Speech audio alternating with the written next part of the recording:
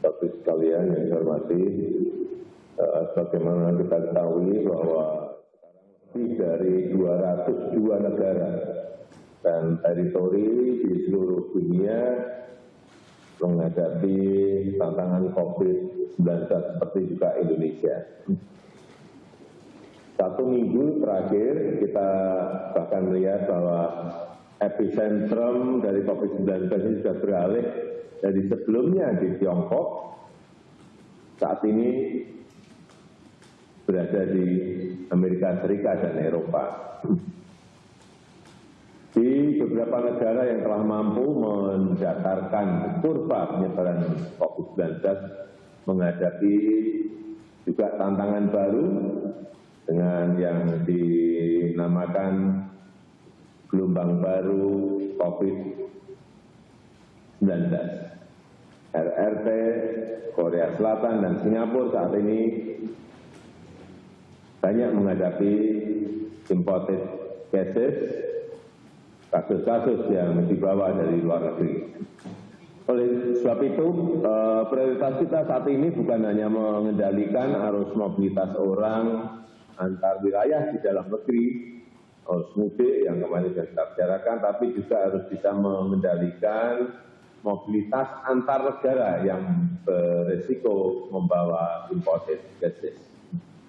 Pertama, harus kembalinya WNI dari beberapa negara, ini terutama yang dari Malaysia, ini betul-betul perlu kita cermati karena ini menyangkut bisa ratusan ribu, bisa jutaan WNI yang akan pulang.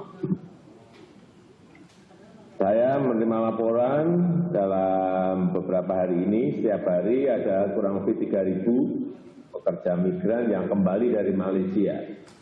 Selain pekerja migran di Malaysia, kita juga harus mengantisipasi kepulangan dari para kru kapal, pekerja ABK yang ada di kapal. Perkiraan kita ada kurang lebih 10.000 sampai 11.000 ABK. Ini juga perlu disiapkan dan direncanakan tahapan-tahapan untuk men-screening mereka.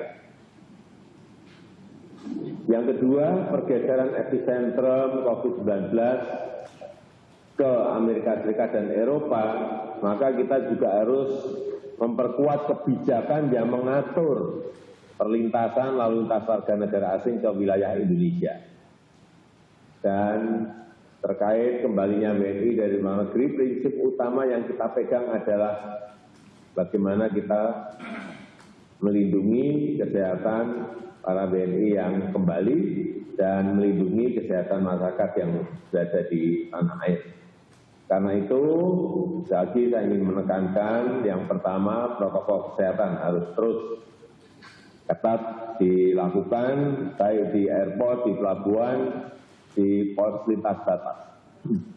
Kemudian mungkin bagi yang tidak ada gejala bisa dipulangkan ke daerah masing-masing, tetapi statusnya adalah ODP.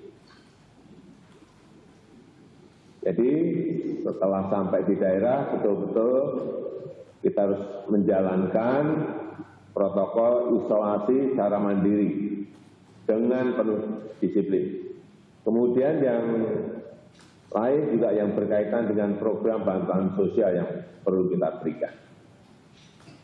Sedangkan untuk yang memiliki gejala harus dilakukan proses isolasi di rumah sakit yang telah kita siapkan, misalnya di Pulau Galang.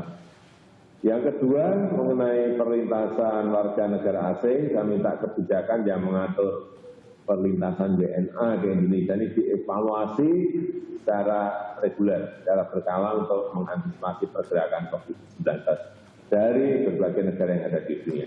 Saya rasa itu yang bisa saya sampaikan sebagai pengantar.